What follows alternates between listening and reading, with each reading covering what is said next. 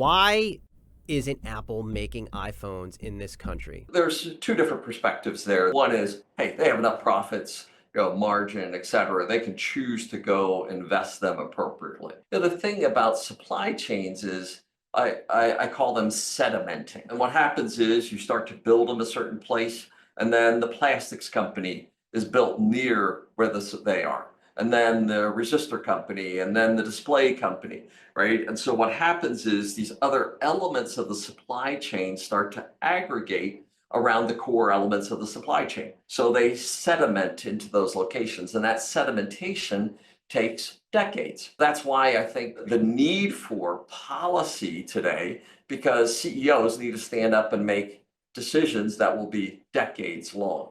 And that's why we can't have flip-flopping of tariff policies, et cetera. The primary reason supply chains moved to Asia was low-cost labor. But in an iPhone made in the US, it still would cost more than what is being made out of China. I mean, the iPhone one, $900. I mean, but I couldn't. I was trying to figure out if the administration, when I talked to Secretary Besant, if they would be okay with having an iPhone cost more if it's made in America, and I just couldn't figure that out.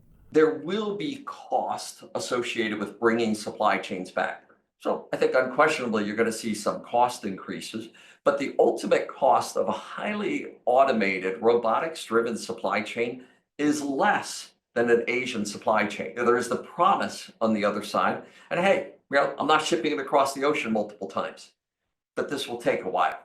It takes new automation, and it takes economic policy to drive the resedimentation of the supply chain around friendshore or nearshoring of those technologies. So, somebody who says it can't be done, I would say hogwash. This can be done, but it requires investment and consistent policy for it to occur, and of course, a little bit magic of technology.